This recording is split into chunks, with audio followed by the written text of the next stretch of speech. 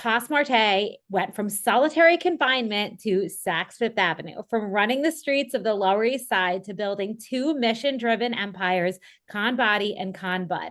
At just 19 years old, Coss was running a $5 million drug operation that ultimately landed him behind bars. Today, he's doing over $7 million in legal cannabis sales using the very industry that got him incarcerated to create jobs, rewrite narratives, and build generational change. He founded ConBody, a prison-style fitness boot camp that has served over 70,000 people and hired 100 plus formerly incarcerated trainers. He has been featured in the New York Times, Men's Health, CNN, NBC, and over 200 major media outlets. He's given 4 TED Talks, authored a book, and continues to break cycles of incarceration by helping others transform their lives too. And now with ConBud, he's flipping the cannabis industry on its head, creating opportunities for people who were once criminalized for the very thing he's now legally succeeding in. In this conversation, we're diving deep. How do you turn your rock bottom moments into rising moments? How do you create abundance and purpose when the world has counted you out? I feel deeply connected to this story because I was touched firsthand by the power of this mission. I brought Coss into Saks as part of a project I was leading, and that moment ended up being pivotal for both of us. Getting to know him, witnessing his growth, and watching him continue to make such a profound impact moves me, inspires me, and honestly just makes me want to hear more. So without further ado, let's get into it.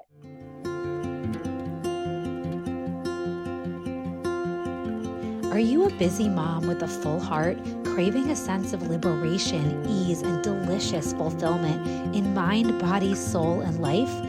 Welcome to Your Life Podcast, where we help moms like you reclaim optimal well-being, align with your truest self, and find harmony in life, all with ease and flow. I'm your host, Misha Vayner, a mom of 3 who went from hustling NYC fashion girl to trauma-informed holistic health and life coach, living the slow, soul-nourishing life. Together, we'll dive into raw, unfiltered conversations that spark mindset shifts and offer practical tools for navigating motherhood, health, and relationships, all through a shame-free, trauma-informed lens. You ready, Mama? Let's go. Thank you, Misha. I appreciate you. You really were like a trajectory in my life that changed. Yes. You have no idea how much. I did not expect you to say that. And I really sincerely mean this when I tell you, like, I still remember I going to Founder Made and working at Saks and being given this. It was like that, like I was going to Founder Made for myself because I've always been passionate about entrepreneurship, and I was on the side doing my health coaching certification and working on my blog. And I'm always just doing personal growth. And I heard you speak, and I was so deeply moved because on so many levels that I just need to articulate. First of all, I had seen this play, The Exonerated, a long time ago. And I remember hearing it was all of these people telling stories of how they were exonerated and how they basically had lost their lives being in jail because they actually either didn't have they were wrongly incarcerated. And at times they didn't have the resources to get the right people to advocate for them. So they were like in jail forever when they were actually like innocent. And now they had no friends, they had no life, they couldn't get jobs, or they didn't have the tools, they didn't know the language, whatever it is. So all of these people that ended up incarcerated for things and basically losing their lives because they just didn't have the means or the understanding of how to advocate for themselves or work the legal system or whatever. And so the one part of it was like, okay, this is so incredible that he's using his experience to help so many other people in so many ways, but then as it relates to keeping them out of prison and helping them. But then there was the level of so many questions around, that I had a business where I had a $5 million lawsuit and I fell down, so to speak. I felt that like I was at that rock bottom moment. And I know while it's a very different rock bottom moment how you had, I think we all have these moments where we just feel so defeated.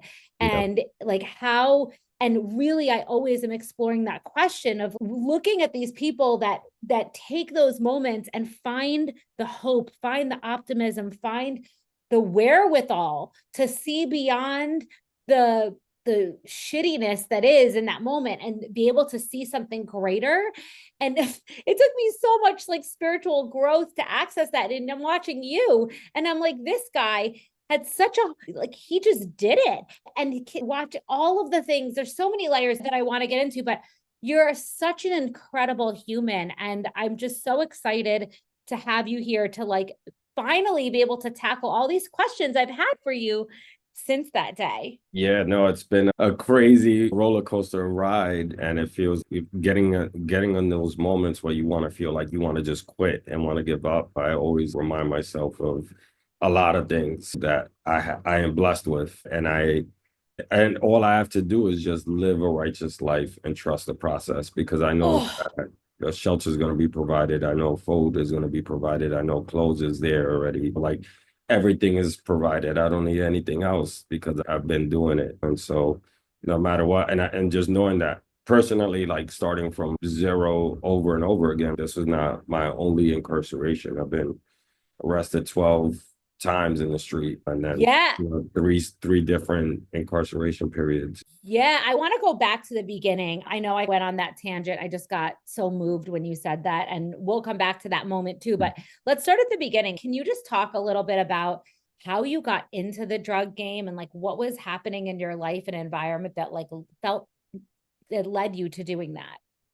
Yeah, for me, getting into the drug game, I was born in it. So going down my doorstep was there. I would see people shooting up heroin on my rooftops. I grew up in these old tenement buildings in the Lower East Side when we still had the drying clothes between apartment situations because we had no washer and dryer and everything was being washed by hands, type of stuff. It was like part of your everyday life. This was normal to you to just be Yeah. doing drugs, trading drugs. It was like the people that I admire and thought that were the most successful were the ones that were had the cars and the chains, and they had the woman, and that's what I thought success was. And so that's what I pursued at a very early age. I was like smoking weed at 11, getting into doing runs for older people, and just getting involved and being in the street all the time. And then from there, it just started growing, and eventually I was running a multi-million-dollar delivery service back then. Yeah. So like I was listening to some of your other interviews and hearing how it sounded like it started as like you just doing one thing and then it continued to grow. Like somebody would come to you and then ask you for something else and you just continue. But I guess what I'm trying to figure out is like where in yourself did you was there ever a part of you that felt like any fear when you were like giving, I think you said you got business cards at one point. Did you ever feel fear or were you just so focused on, was it Oh survival? yeah, fear was, yeah, always there. Like fear of I was being stopped 2, 3 times a day, and I know I had drugs that could end me up in prison if I got caught in my pocket. If I'm seeing the van jump out and you have 10 guys jumping out of a van with guns out, you putting that ass open and you stashing your drugs in there, and that was the reality that I was facing. But the desire for you kept going because what? Because the desire for the money Uh, outweighed the fear. no, it's not that. It was, where do I go? I didn't see any other path. I didn't see Mm. any other way. I was 19, 20, and then I got locked up at 23. There was not much opportunities, especially Mm. talking about this is 2007, 8, when we had flip phones and you going into to apply for a job with a piece of paper and a pen. Like that doesn't exist anymore. Now every Tom, Dick, and Harry can be an entrepreneur, right? Right. Back then. So yeah, that's actually interesting. It was like one way for you to apply what you clearly are like innately like an entrepreneur, a hustler, but then also you saw this what one, it was the only path, but you also really admired these people that had all the things and you saw this is the only way for me to get there. This is what, yeah, this was normal. This is the only way for me to get there. And that's also really interesting too, because I don't know, I just almost feel like it goes back to like how the people who get in trouble for these things, it was like they were never set up for success in the first place. And so it's like a deeper rooted thing that you're kind Yeah, I of mean, they already have statistics of like third graders born this certain year, a percentage of them will end up in prison. So this is yeah, more of like a systematic spreadsheet that's right. already built for the system. And so they see this as dollars. Funding goes to incarceration and facilities, and how do we fund these dirt towns that are in the middle of nowhere? You know, you put a mega prison in there, you funnel a whole bunch of black and brown people to do jobs in there for cents per hour. I was like getting paid 7 cents an hour. Wow, 7 cents an hour? Yeah, cleaning cemeteries, digging ditches, cutting wood on the side of the road near Amira. Yeah. Wow, that's insane. I want to go back to you when you were like hot. So now you're on the top of your game. You were following the things. You ended up getting to a place where you had the girls, had the whole thing. What was that like to finally have made it after admiring this life for so long? What did it feel like? And it was crazy because I was with a group of friends that I grew up with in the neighborhood that we just like, even if they didn't hustle, we were there together, just having that companionship and that trust, and having a group of people that I grew up with that I know. It was a fun time. I'm not gonna lie that Yeah. I had Did you fun. It was, but also it was scary. It was scary because I didn't want to end up in prison again. The last time I was facing 15 to life, I was gonna probably wait, time prison. when was the first time you got, was it 13? The first time you got it? 13, yeah, Okay. 1998, 1999.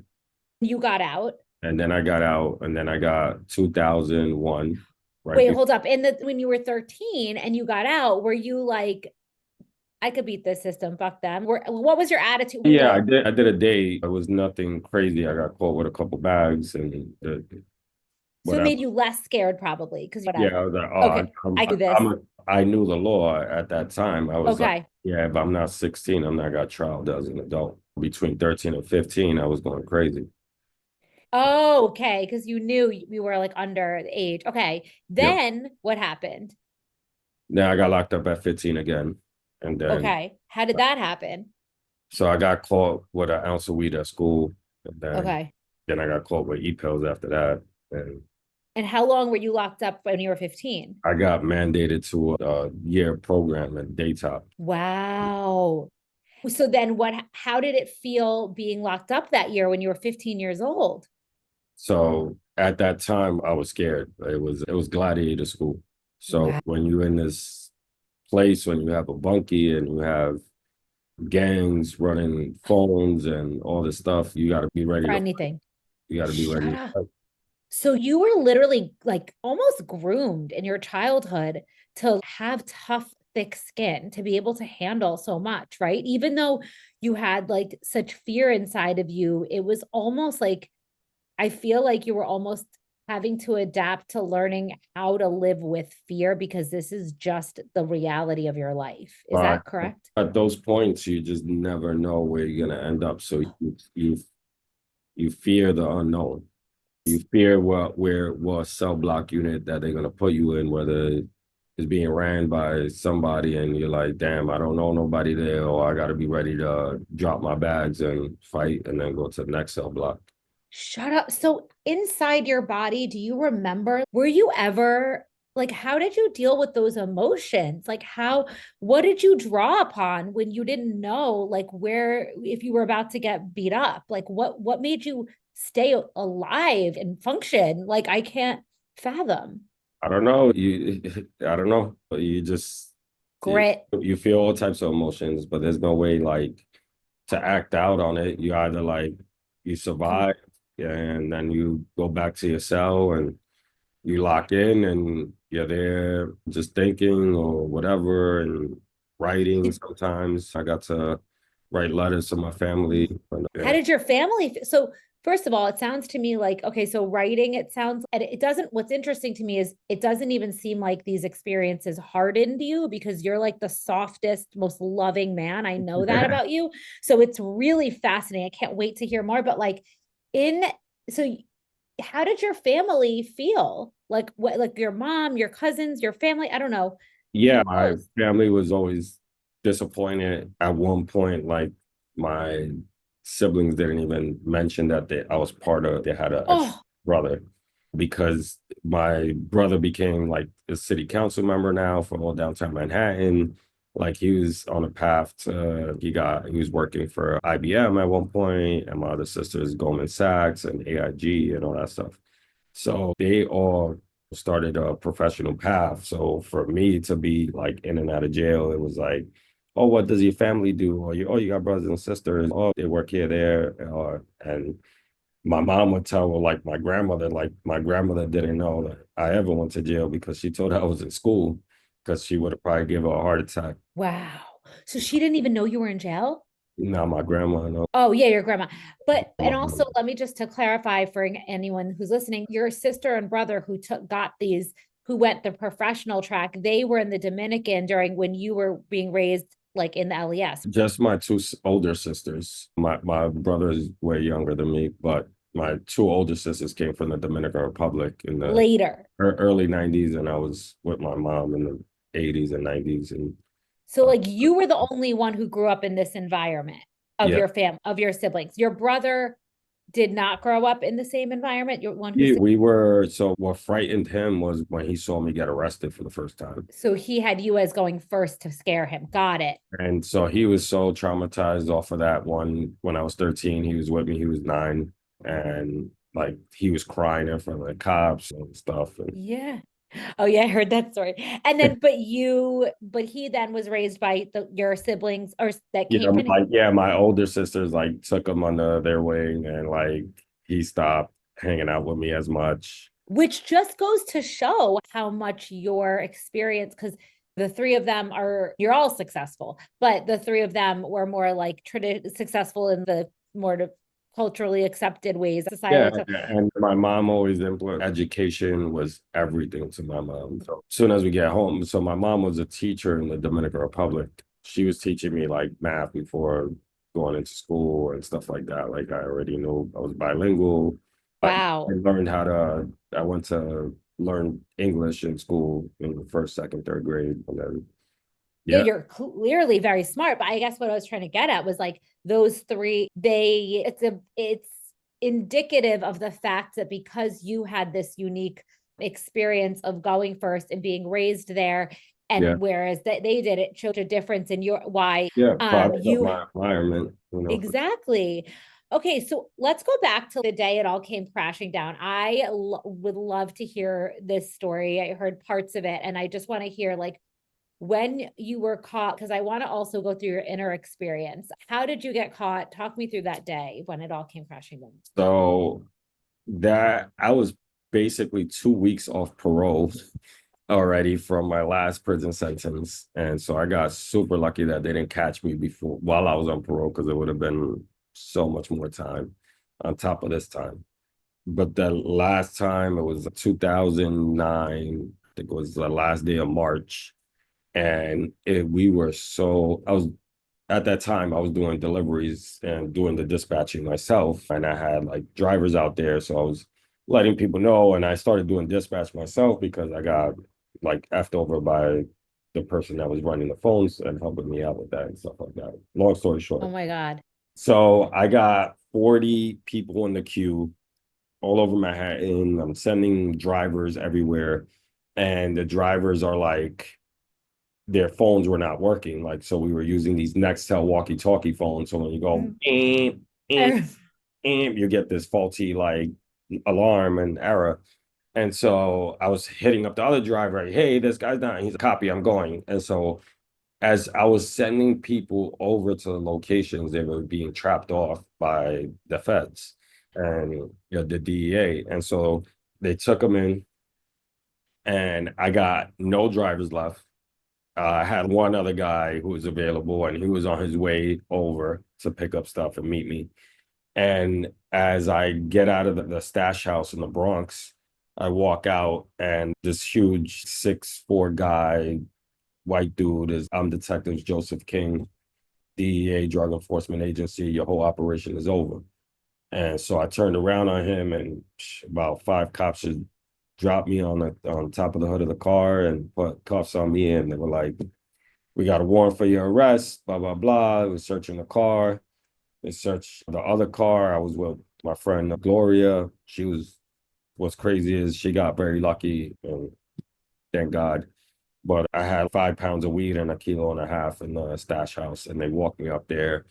And when they walked me up there, they're like, "Where's all the stuff?" And I'm like, "What stuff? I don't know what you're talking about." And so they knew exactly where it was. They knew because the guy your person ratted, right? Another person. Yeah. Another person. Mhm. I go inside.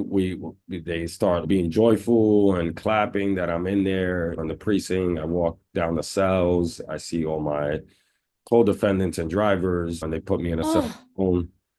And I remember being in that cell, just like, damn, screaming to the other guys, like, "Yo, it's done, it's over." They call everything on me. There's no way out. This Oh is, my I want God. the house, no shit. Did you feel like what went through when you were caught? Did you ever feel some sense of betrayal from your person? Did you know how did you figure it out? What went through your mind and body when you were like processing what you're navigating and what just happened? For me, it was like I signed up for this life, and I know Oh, what the consequences are. So I'm ready to go back to jail, fight whoever I have to fight, and survive. So I'm thinking, when I got to the jail cells, I'm telling a couple guys were worried, all this stuff, and I'm like, "Yo, I'm down to write a letter and take the 24 years I got to do." That's what I it signed. is what it is. Like, So when I went to interrogate, I told them that. I was like, "Let all my people go. They got nothing to deal with this." wait, what point where did you take the LSD? Did that happen yet? Yeah. Okay, So go back. I got to hear that part. so they basically strip you of all your personal items, and they gave me back my wallet. They usually give you a wallet, you have cards in there, blah blah blah. They take your bank cards, they shut my accounts, everything. So long story short, I get back my wallet, and in my wallet I got 10 pieces acid, like a whole strip of acid. And I was like, Bucket.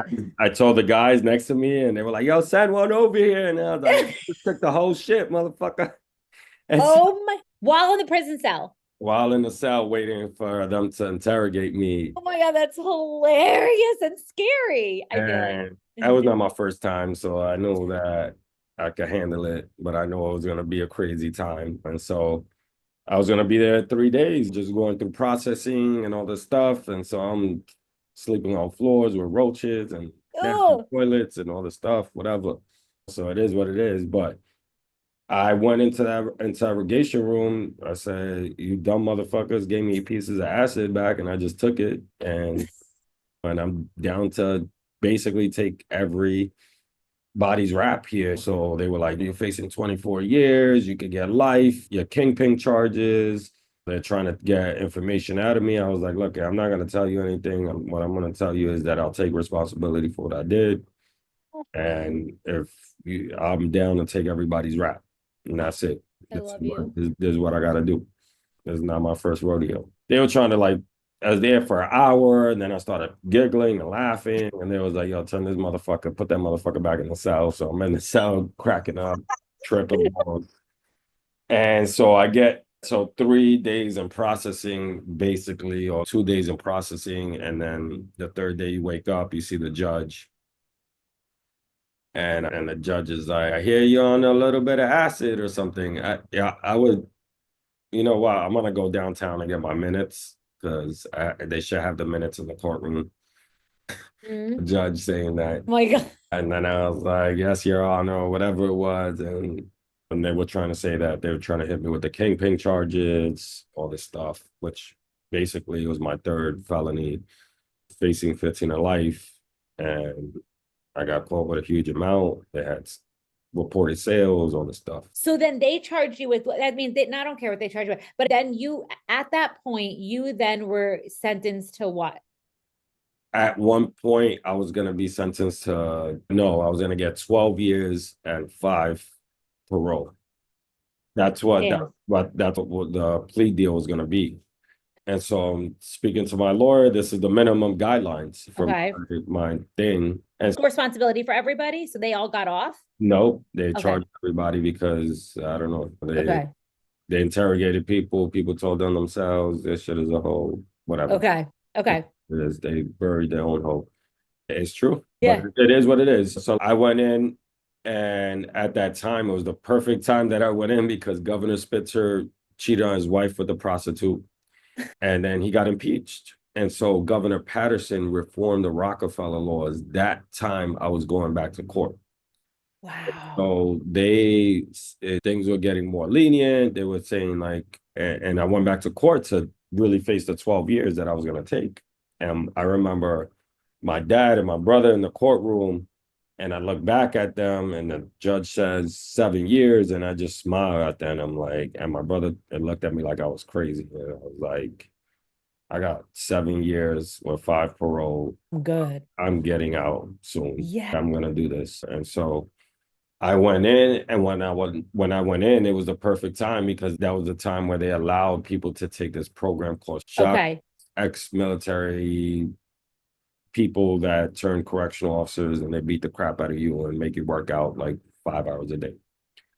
Long story short, I ended up saving time from my release to go to that program because you're only allowed 3 years. They allow you to leave 3 years before your sentence release.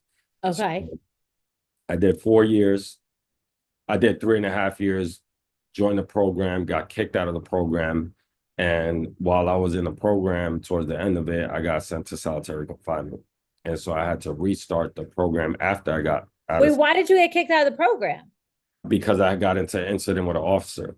Okay, moving on. Okay. Yeah. And long story short, I also put his hands on me. Was Shit went down. I ended up in the box 2 months before my release. Well, that's right. Yeah, and so I'm there devastated. And for me, this is the turning point where I felt like I I changed my life. I really looked at the bigger picture. In this cell where I was alone and 24-hour lockdown, and my family thinking that I'm gonna leave, but I'm gonna be in this cell for very long time, not having any type of communication. It was Brutal. brutal. And so I thought about my family and read the Bible from front to back, and really things started really coming a little bit more clearer in my life. And getting back to what I was saying when we started talking was that there's where I really learned to trust the process, be righteous, and continues to do the right thing, and know that I'm gonna be okay. But how did you find that part when you're sitting in solitary confinement? What made you go from solitary confinement and this sucks to trusting the process? It was my sister. I had this Bible. My sister's like very religious, and she writes me while I was in solitary. She finds out I'm in the box. And I remember needing a stamp to write a letter. I wrote a lot. When I went in there, I just kept writing and writing and writing and writing, and had so much that I wanted to tell them. And I put this letter in an envelope.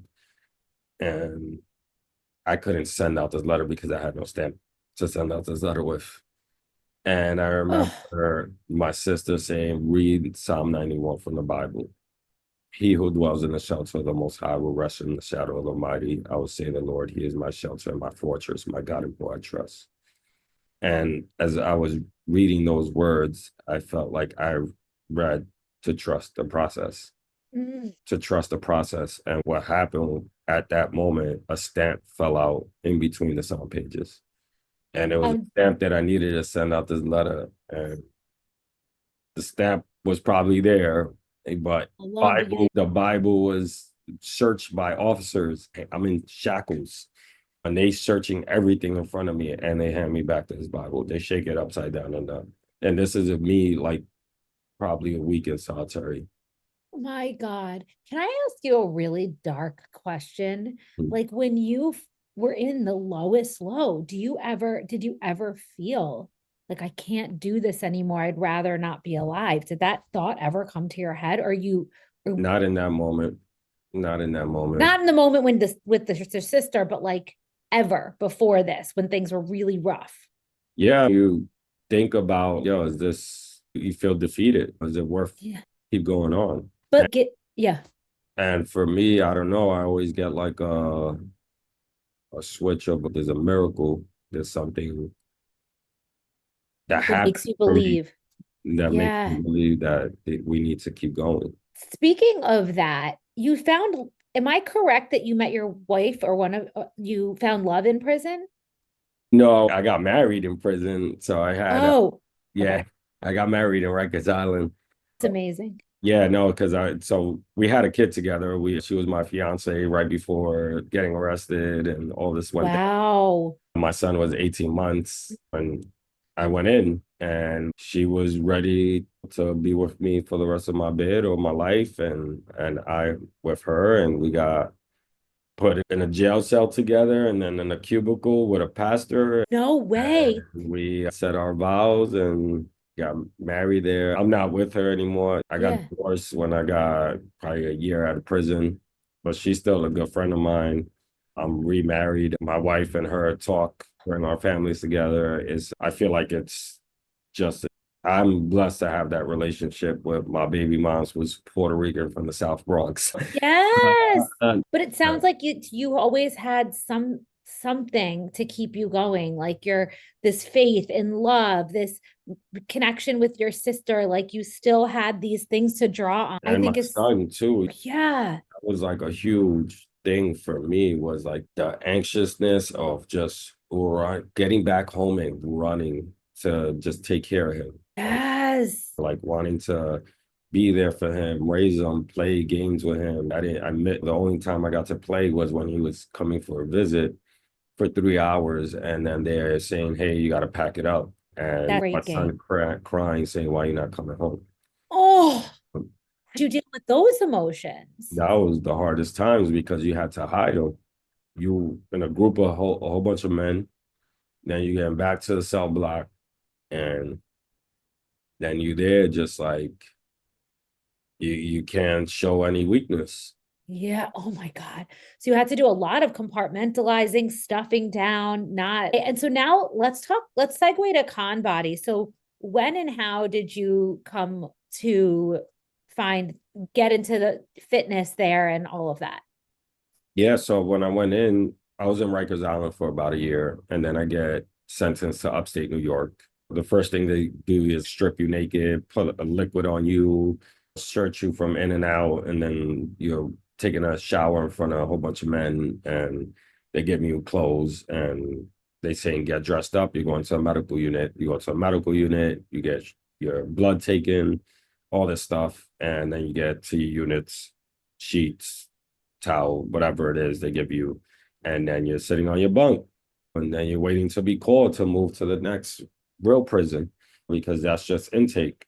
And so you're there yet waiting week, 2 weeks, 3 weeks, 4 weeks. Other people next to you go by. You're wondering like when you're leaving and sitting in intake for 3 months. And so 2, 3 weeks in intake, I get called down to the medical unit, and they tell me and this older man the same diagnosis that we had extremely high cholesterol. And if you didn't start eating correctly or dieting correctly, that I could probably die of a heart attack Oh, within geez. 5 years. Wow. This man next to me, 75. I'm 24 years old at that time because I Ugh. spent my birthday in Rikers Island. So But that shook you. that was like, yo, Wake up. I didn't even realize because I'm in the streets, I'm eating, Yeah. having party, drugs, what drinking, just living a very unhealthy lifestyle, and not being mobile at all. And so I was like, I need to start using my time and take advantage. So I went out to back to my cell, started doing push-ups, dips. I got tired in 2 minutes. I said, fuck this shit. And I stopped, and then I went out to the yard the next morning when they called the rec yard. I was the only guy looking crazy because no one run, not like intake yard, nobody's running around the yard, nobody's doing labs. You got your Yeah. cheap sneakers that feel like worse than Right. like Converse bootlegs made by inmates. And I start running the yard with that. With wow. And people look at me, and I just kept with my jacket, and I just keep going and going until I lost over 70 pounds in 6 months. And you just intuitively did this. It wasn't like you knew running, doing pull-ups, these Oh things. no, I was very active as a kid, so I know how to work out. Yeah, I was in the streets playing baseball, stickball, soccer, and Okay. basketball. I was very athletic as a kid, So but then how did you get all these other people to get on your program, like to start doing it too? just people asking me questions. Like I remember like the first time I was me and my boy that was running, and I remember going to the bench, sitting down, and this guy named Bus comes up to me. Bus, he asked me for half my cigarette. At that time, I was running and then smoking a cigarette. So I gave him half my cigarette, and he's like, "Yo, I want to start running with you, blah blah blah." And I was like, "All right, let's do it." That bus is over 320 pounds, the size of a bus. Oh, yeah. And so we started running, jogging, walking, and then going around the yard little by little. He brought two of his friends out. And it just became like A mo- our a small segment of our cell block unit was like with us. We'll form a circle around each other, leading oh, with exercises and stuff like that. So that's awesome. So then you got what? So when you got out, what was, so you ended up like, how did you have where did the belief within you to be like, come from where you were like, when was the penny drop moment? You were like, I'm going to make this a business and I know I have what it takes to do it and I know it's going to work. it was in solitary confinement. It was in solitary confinement where I like thought about this idea, started writing it down, doing everything. And I remember leaving solitary and like bringing this up in one. I remember I was in Lakeview Correctional Facility and we had to do programming. We had to there's like transitional services that you got to do. There's like drug programs, whatever.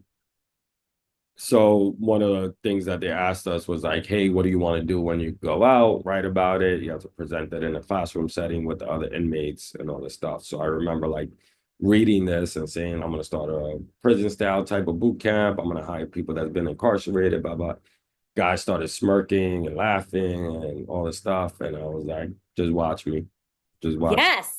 And some of those guys, I remember here presenting this and them now coming to the store or like seeing me afterwards. And Laughing now. Yeah. no, but it was like they come and salute me and say, yo, bigs up. This is a long time coming. Even when I like my really good friends that I still live in the neighborhood that know me forever, they were laughing. They were like, yo, you crazy, bro. Cause I went out to the streets to do this in the park Yes. with How did 50 you, people. you just started doing it and seeing if people would do it with you, or what did you do? Or did you have a complete vision of making it into like having the gym and like the merch and all the things? Or were you just, I'm just going to do like, I had my workout routine. I was gonna call it prison style boot camp. uh-huh. And I remember getting like the .com and all that stuff. And then I had a friend who was like an art designer, and this is people are not gonna like this. Do lockdown prison stuff. So I remember like saying she gave me an idea to launch like Coss Athletics, and Mhm. tagline was like prison style boot camp. And so it took a while, but I transitioned and said, nah, I'm going. I don't care. Real. Yeah, Yes. I gotta be who I am. And for people to know, it needs to be in their face. And so I changed it, did the transition, changed the name, and what never stopped. I actually want to talk to you about that piece, but this is I have to run to the restroom real quick. Can we pause Okay. for 1 sec? Sorry, I'll be right back. No worries. I'm gonna get water too. Okay.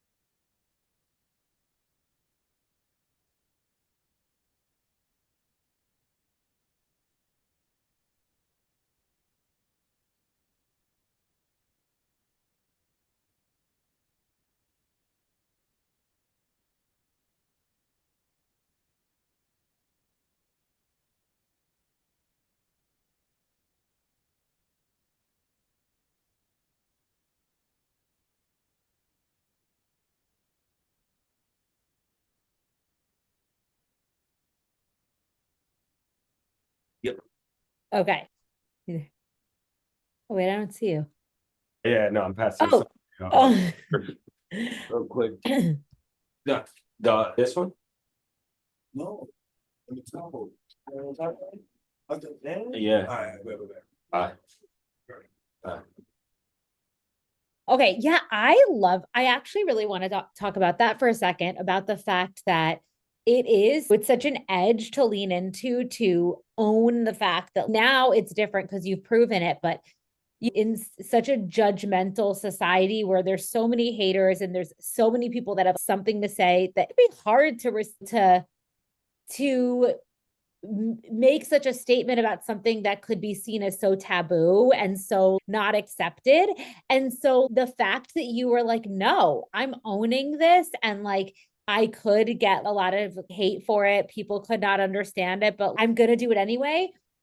I just feel like it requires such a deep sense of connection to yourself, such a deep sense of self-trust. And I'm just so curious as to whether that feels true for you and where that level of self-trust it comes doesn't from. even, it just comes, I guess, within a blink of an eye. Like, I don't, it's not even, it's just like I do. Who I am. I don't even think, I just do. Like But when my wife was like, when I told my wife, yo, I'm gonna start ConBud, I'm gonna start this new company. You're crazy. Next thing in a week, I'm doing an interview. I got a .com, I got the Instagram, I got this, I got that. You're yeah, crazy. you have a drive that's incredible. It's really incredible. Yeah. So like okay, I want to talk about the success came from that, but also have you gotten a lot of, do haters come and people have things to say, like even after, and how do you deal with that? Yeah, I don't know. I look at the math, like Right.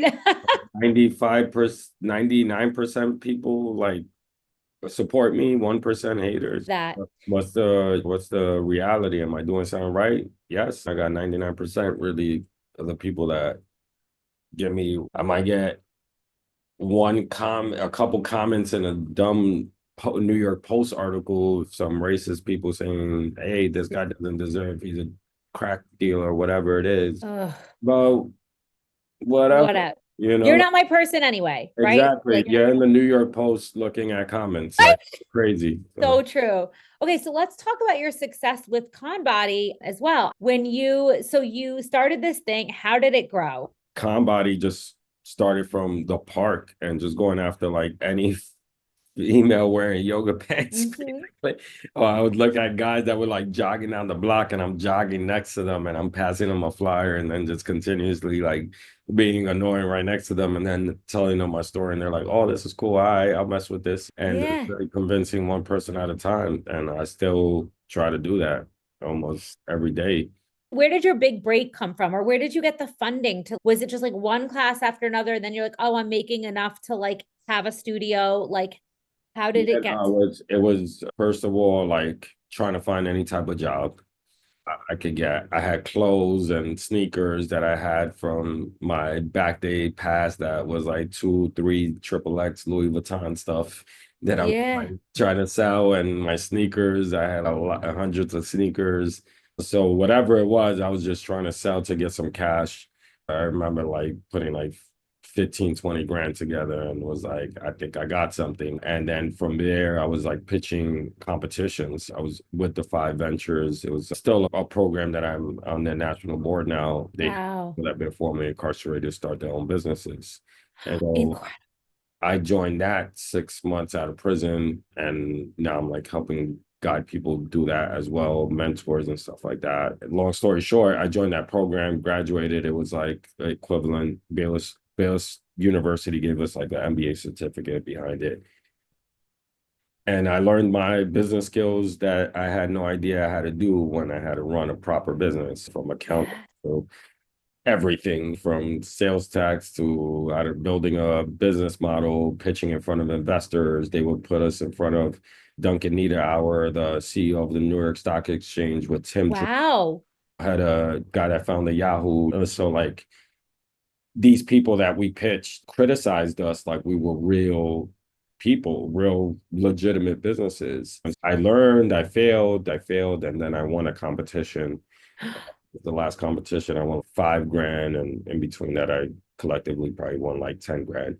And so they reached out to me after that pitch, and they said there's another pitch competition ran by the young professional organization, the YPO group, Oh, wow. youth that may have a business that's generating over $1 million, and you get in this club. So I get to pitch in front of them, and it was me, this brown or MIT woman, MBA student, and then a Harvard MBA student, graduates. They already have this crazy tech business. And then I'm like, this is when I'm pitching Cost Athletics. Wow. Uh-huh. Corcoran was the judge there. Wow. Yeah. And so everybody in the audience had clickers. So that's how the audience got to vote. And it's like, yes, no, and then it tallies out. They show the TV screen what it was. So on my part, it was like 40-60, 40% said yes, 60% said no. And I was the first person being graded. And so the second one was like 70-30. And then this guy had 90-10. But he loved his business. He had a beer tap technology for beers and all this crazy stuff. And they saw big signs. And so I thought I lost. I'm defeated in my chair. Yeah. I'm like, whatever, it is what it is. So 2 judges speak, and then Barbara Corcoran gets out of her chair and she basically says, fuck you, motherfuckers. I'm choosing my boy right here. No way. She's winning home. Yeah, basically like that. She just shut the place down and was like, you won. Get up here.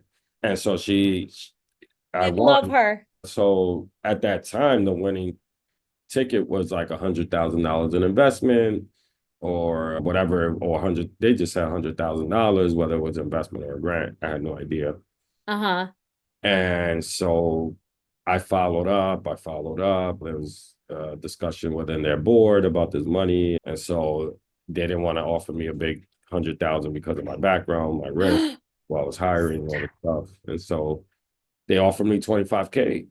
And I said, let me get it. I took it, and they invested. Only certain people from that investment group, only 2 of them, they created a holding company and invested in it because they believed in me, and I'm still with them. And then after that, I got into another competition. So the Tom's Group had a $100,000 competition in Vegas. It was ran by Inc. 500 magazine.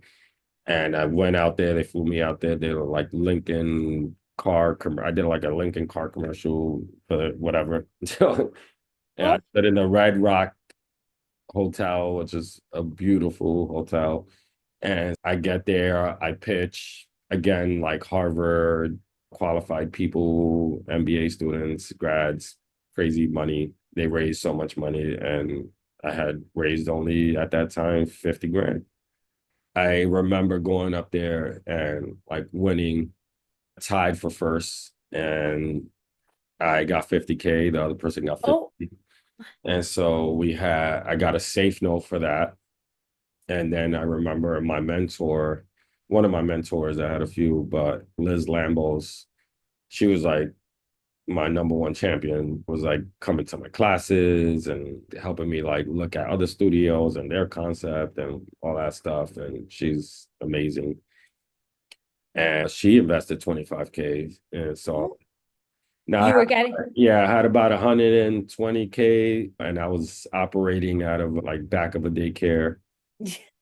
And I saw a Craigslist post for a basement under a Buddhist temple. And I said, I'm going to turn this into ConBody, and $2,500.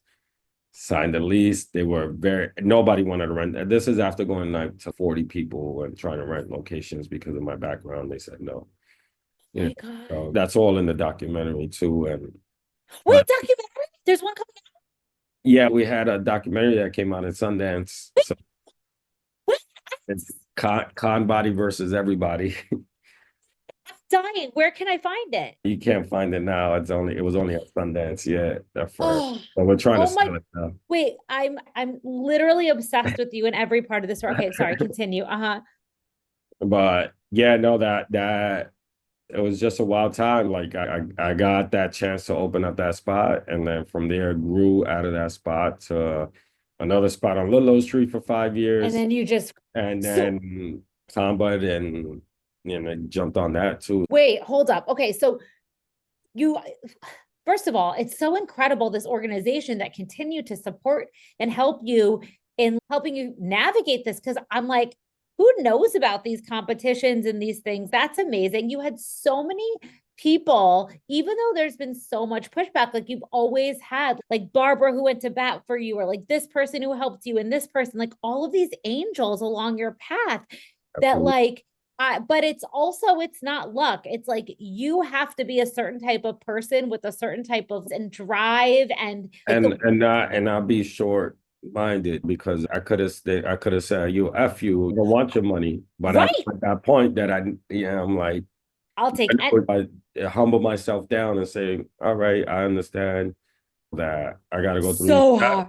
and just Yep. let's make it work. That is that piece. You're so right. It's so easy to fall into victimhood and I'm never gonna get out of this and fuck this. Like even when I get this opportunity, they don't want to give me as much. And I'm always hitting up against things. But you continue to, just like what you said about the haters, when I was like, how do you do it? It's like you continue to not focus on all of this nonsense of the haters and the no's and the judgment. You're like, but there's this light over here. I'm focusing on the light. I'm focusing on the forward. I'm focusing on the angels. And I just feel like that's so powerful, and it's so much easier said than done, like in practice. So it's like even you speaking to earlier, how like you never got to that place of like fully wanting to give up. And because you just always, there was some positive that you would see in all of it, even when you were being raised on the streets, like you were even seeing the people who were technically like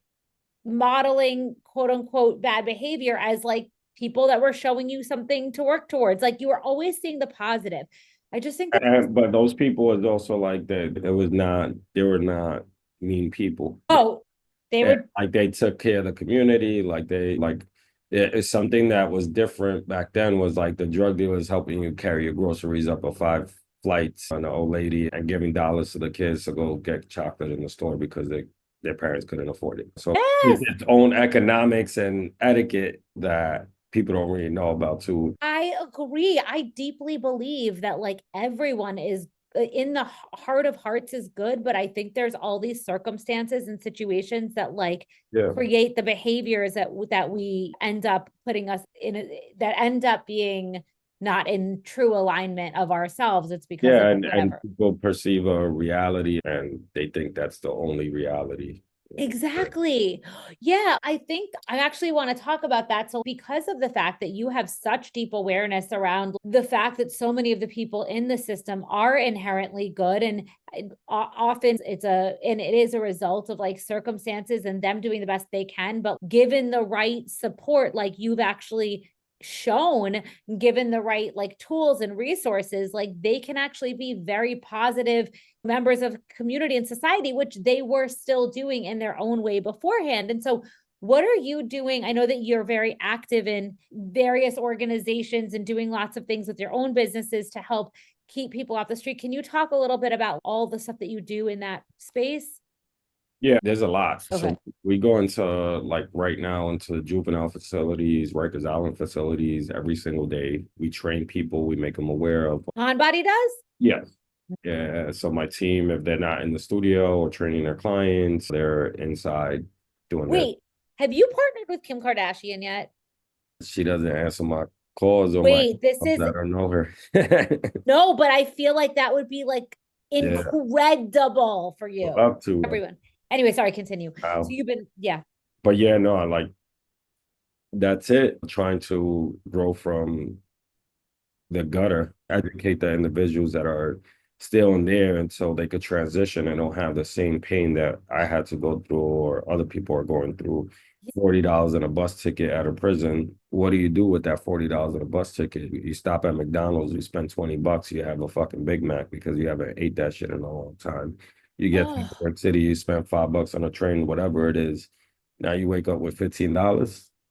What are you gonna do with $15? You know what? Wow. Yes. You know?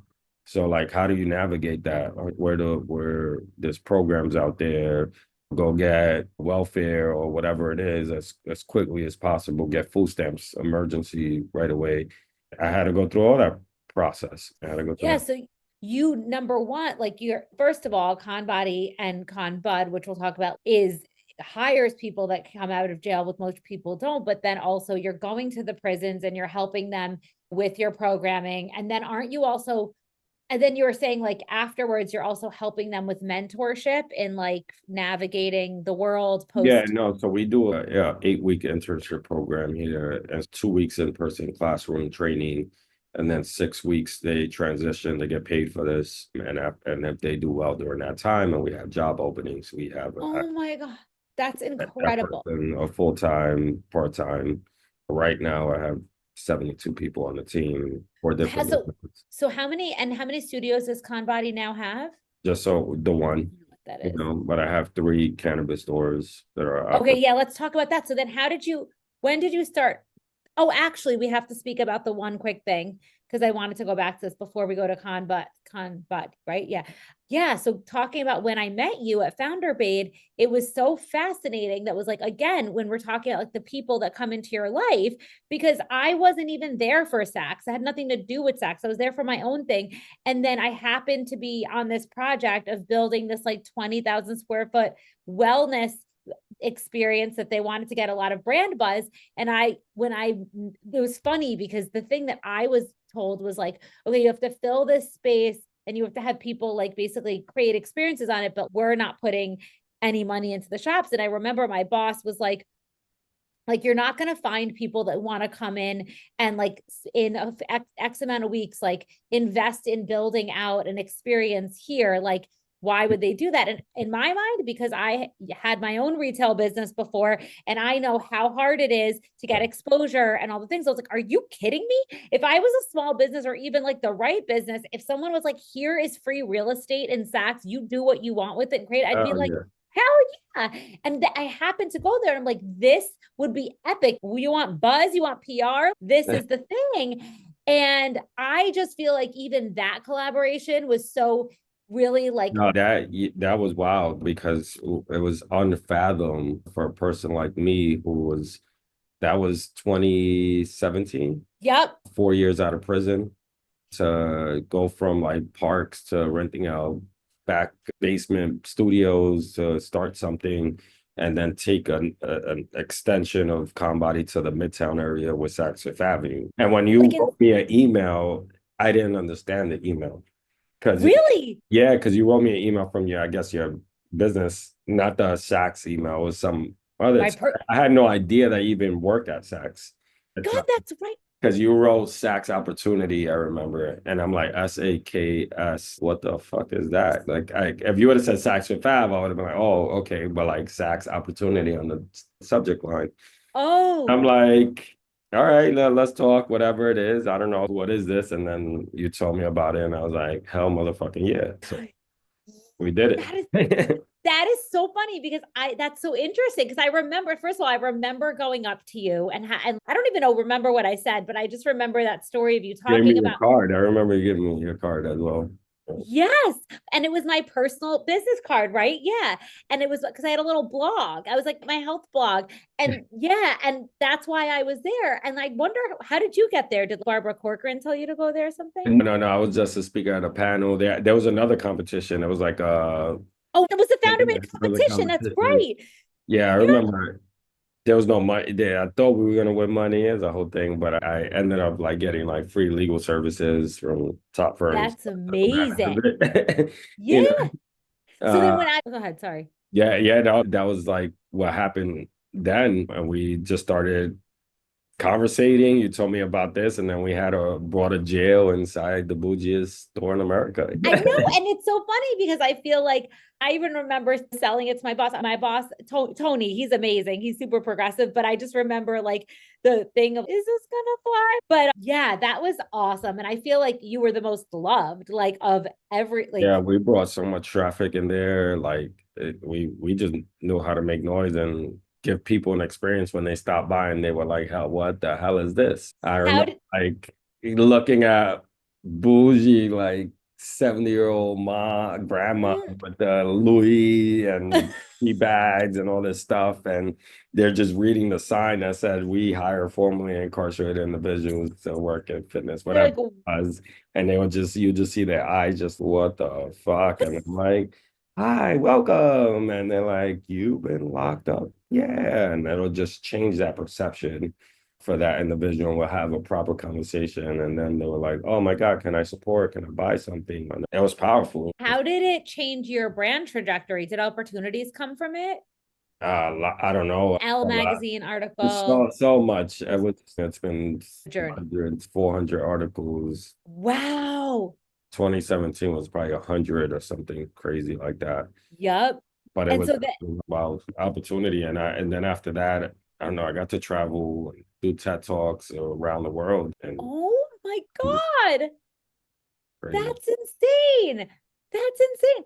Oh my God. Okay. So then you like really blew up. You're doing TED Talks. Talk to me about when the movie, book, and ConBud, all that piece comes. So the documentary's been following me for 2014, and it's basically 8 months out of jail or prison. No way. Yeah. Who found it? Who? So the four-time Academy Award director, Deborah Granick. She did Winter's Bone with Jennifer Lawrence. She's done Leave No Trace with Ben Foster, like huge film person. I had no idea who she was until like year 3 of her filming me. And some act, I remember meeting Ben Foster, and he like was bowing down to her. And I'm like, "What? Who is, oh, you know these people?" And she's like, "Yeah." And she's 50, mid-50s, Jewish, whatever. And so one of the most humble people I've probably ever met in my But life. how did she just start following you? I don't get it. Like she was doing it on her So, own without you knowing or with you knowing?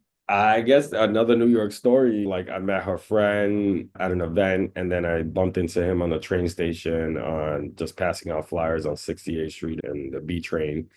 And then I bumped into him on the same stop, and it was just like we exchanged numbers. He spoke to me at that time, and he was like, "Oh, I spoke to a friend about you. She's working on a project. She would like to do something. What do you No. want to get a coffee sometime?" And so I was like, "Fuck yeah!" I was just saying yes to everything. I didn't know what I was doing. And we met at a coffee shop down in Chinatown, and we basically didn't stop filming after that for 10 years. Oh, so then okay. And then the thing came out in when? Did it come out at Sundance? Last Sundance, last Sundance. So last year or this Yeah, January? 2024 last Sunday. Oh, oh my God. I ConBody versus everybody. Was it so well received? What was the feedback? Yeah, everybody received it There's extremely no well. way I can see Yeah, it. I could see if I can If ask. you, I'm dying because I'm your biggest. I don't even have access. Oh, okay. Yeah. Don't do anything crazy. Okay. No, I could get access. I'm just saying I need to just go through the proper channels. And then okay, so then ConBud and the book. Yeah, so the book, that was pretty much right around the time I was doing Saks. I had this huge writer, and Brandon Sneed, he writes for like Bleacher Report, ESPN at that time, and he wrote this huge thing in SB Nation, like a 10,000 piece on me. And then after that, he was like, "Yo, I want to write a book. I want to write your book." And so somebody, his agent, pitched him like a workout book, and I said, "I have all my stuff written." And so he intertwined like a little bit about my story in there. Wait, Well, you had it written because you were writing in jail? yeah, I wrote this in solitary confinement, like the workout plan and all this stuff. And so what I wrote on the book is like what I wrote in solitary confinement. Wait, I could cry. That is so cruel. Yeah, so it's crazy. It's crazy. And yeah, Did you know when you were in solitary confinement you were writing a book, or were you just letting it rip? I felt like I was writing a fake plan. For me, it was just like Oh, you writing manifested this. while writing, like having the time. So think about it. You're in a room 24 hours. You're there, you have a pen, paper, you have books that maybe come twice a week that you can read. And sometimes those books don't get passed in because the CEO doesn't want to get out of their ass and go down the aisle, whatever, with another inmate. Long story short, like, how do you consume that much time just staring at a wall, hearing the toilets flush, whispering through the radiators, hearing the other people scream? listening to Jeopardy at 7 Yeah. p.m. because the Ugh, officer is in the desk listening to at 7 p.m. you And gotta go right. so like I set up my own schedule. You say you wake up. I worked out. I took a slow, you only get 2 showers a week. So I took a slow bird bath in the sink that's dripping a little bit of water with a hand Oh my cloth. God. And you take an hour there. Next, you clean up or you stretch or you lay down and take a nap. You get your food, you eat it slowly. But everyone wasn't as organized as you. People were just, Yeah, but also you need to keep your mind consumed to do something. got it. You're gonna go Yeah. crazy. You're gonna look at the little cracks on the wall, and that's just gonna look like figurines. Oh, yeah. So Because the writing was your outlet. I writing, reading, thinking, praying, Wow. So now, so fast forward to, okay, so your book came out when? around 2017. Oh, it came out around, I can't believe I didn't even know this. I need to read it. Damn it. Okay. And then that's amazing. And then, so he was a writer that knew about you. He decided to write your book. Did that really help your career too? Yeah, I got speaking like for me, I used the book was just a tool for me to when anybody asked me to Expand your, speak and or something like and they were like, "Oh, we don't really got a budget." I was like, "How many? You got 100 people I want to speak to? Can you buy a book for 100 people?" that's so good And so using that as a tool to to spread the message. spread the word or make some money. You're so freaking brilliant. Oh my God. So That's then talk to me about ConBud, like how you got there. so ConBud 20 around 2017 again 2018 my That was a 27 good year for you. my friend from Rhode Island. So I went to school to Rhode Island in Rhode Island for a year, got kicked out, long story short. He got one of the first licenses to sell cannabis in Massachusetts. He was like in the lottery system, a whole bunch of stuff. I don't know how they went.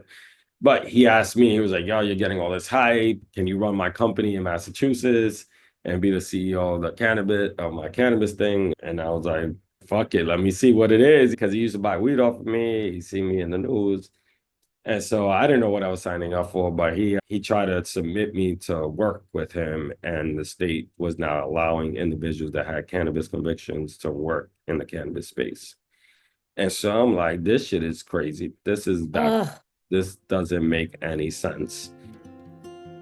Hey, Mama, imagine if healing your stress patterns could change everything. Because it can. Whether it's reacting in ways you don't recognize, people pleasing, or overthinking, these patterns stem from unresolved trauma stored in your body. They create chronic stress, impacting your health, relationships, and how you show up in life. That's why I created the Align and Thrive Workbook, a free 5-day mini training designed to help you heal at the root. You'll learn what trauma is and how it's showing up in your body and life. You'll be guided through a proven 5-step process to heal and rewire these patterns, shifting from reactive and overwhelmed to aligned and in flow. You'll get a comprehensive workbook filled with practices and journal prompts to help you implement this work starting now. It's truly transformational. It's what I wish I had when I was struggling on my journey, and it's completely free. Download your Align and Thrive workbook for free today. Head to www.mishavayner.com/workbook and let's begin this journey together. You can also click on the link in the show notes and grab it today. Yep. We know the business. We know we've been in this. So I understand this from back to forward, especially in this. Yep. And I spoke on a few panels. There was a guy who was doing like panel discussions, and it was called Canna Gather. It was like a pretty big like panel discussion on cannabis and legalization and all that stuff. And I sat on his board of his events organization, Josh Feinstein. And at one point, we were just following the legalization in 2020, 2021. The 2020 pandemic happened. Everybody thought it was going to get legalized like 2019.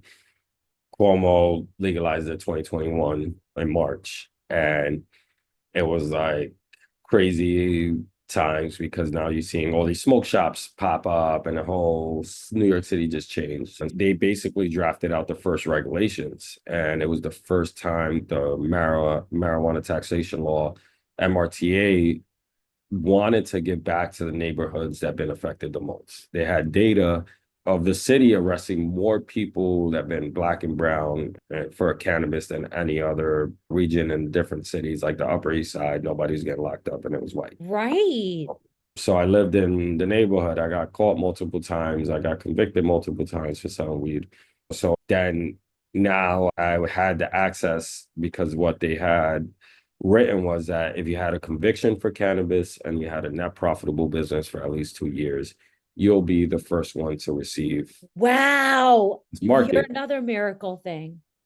It was like written for me. My God, because you had the business and you had proven that, you Yeah. now could break that. Okay. Oh my, you were like, it was like, oh, the loophole, or what, not And loophole, but the working for you. so right away, I was like, I'm starting business. I remember calling my friend from Rhode Island and telling him, like, what I'm doing. And I remember we thinking about names and we thought about ConBud. And I was like, what? Done. I'm getting everything URL. It was like $2,500. I got the Instagram.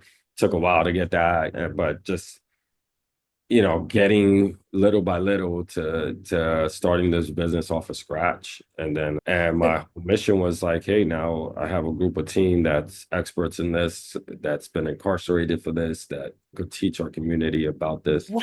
And so it was a lot of people say the state of New York created a fuck show of the rollout of cannabis, but that's not the fact.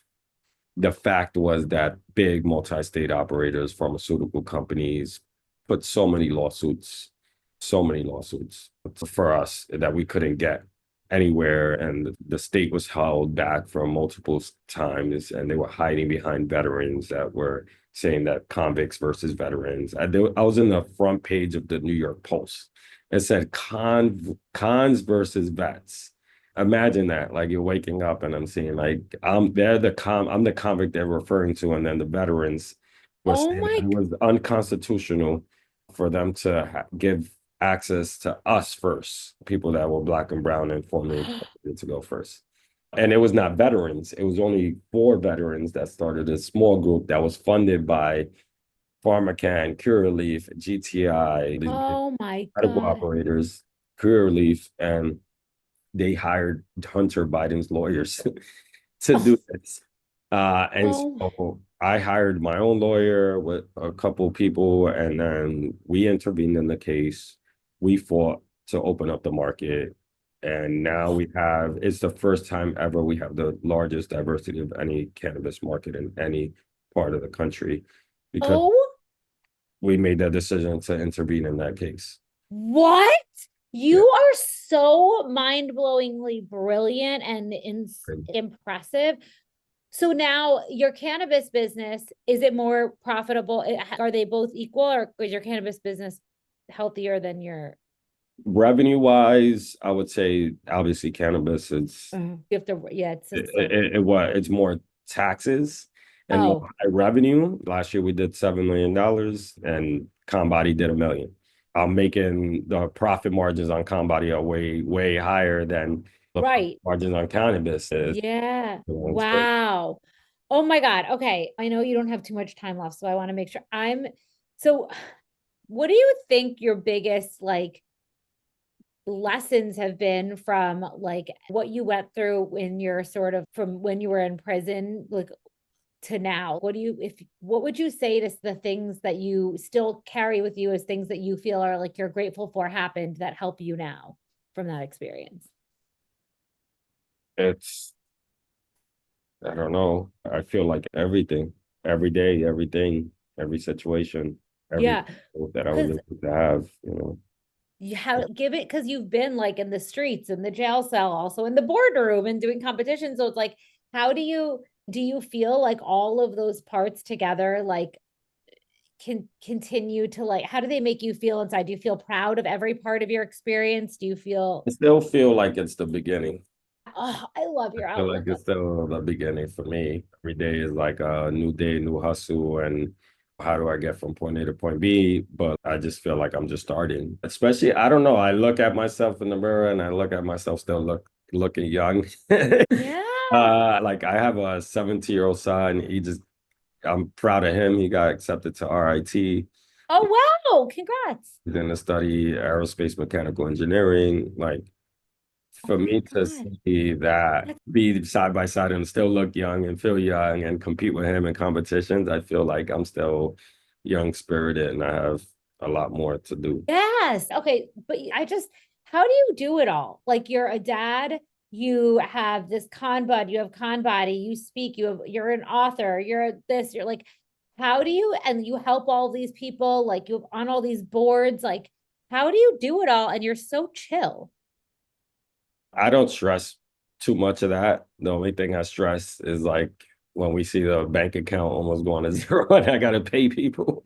But that's you gotta figure, you gotta bootstrap, you gotta figure it out. This is like a puzzle. And I think those crazy times where we get tight and squeezed and you think there's no more, like there's that something happens, whether you receive a check in the mail that you didn't even know that shit was there, or something happens that it just, wow. So Like, don't get too comfortable. Just keep going and focus on yeah. what's ahead.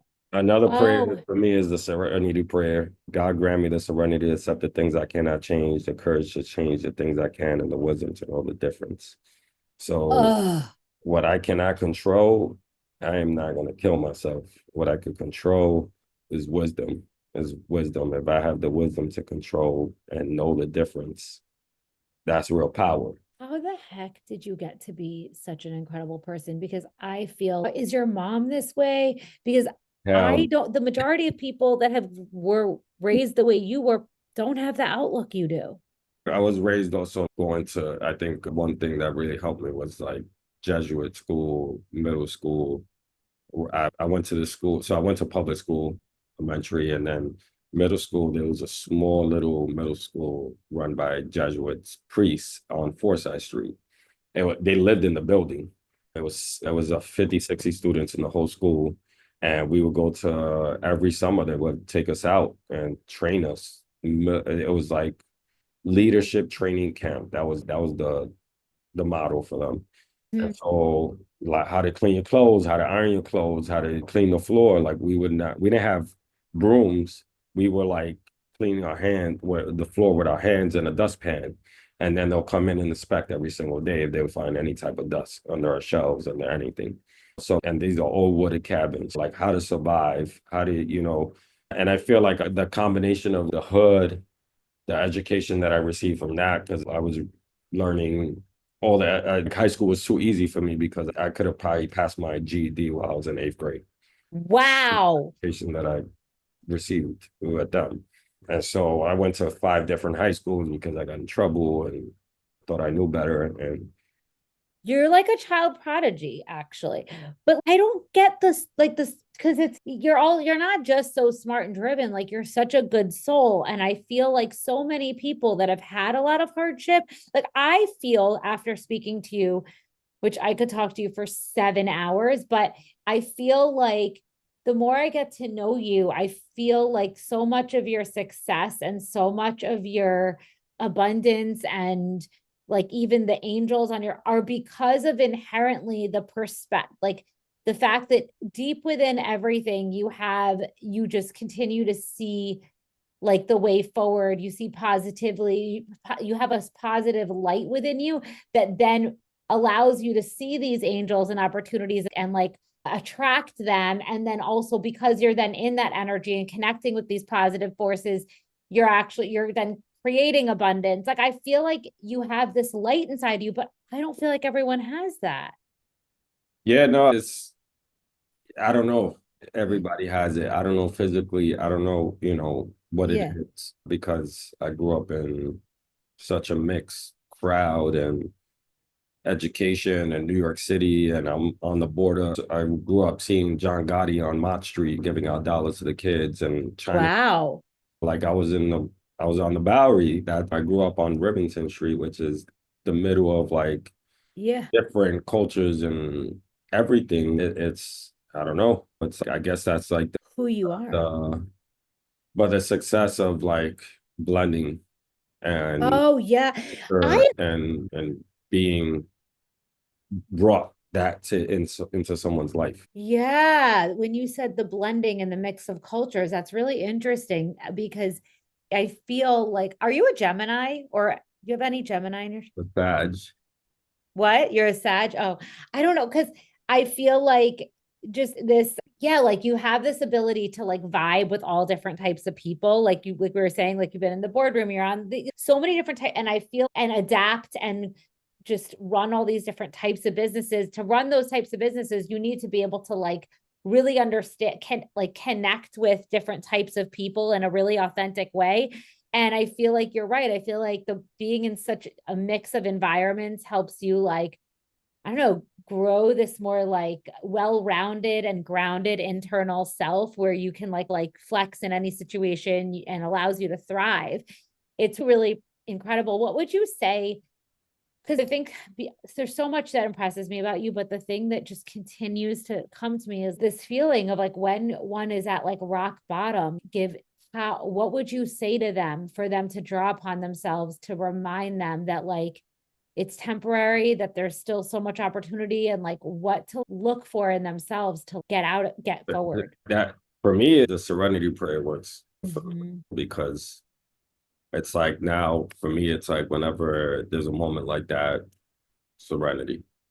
And I think it's just like, all right, I can't control it. And now it's just been not even repeating it or saying it in my head. It's more acting on it because having the wisdom to know the difference. Yes. Did you grow up with faith deeply? It sounds like you did. Like you went to church.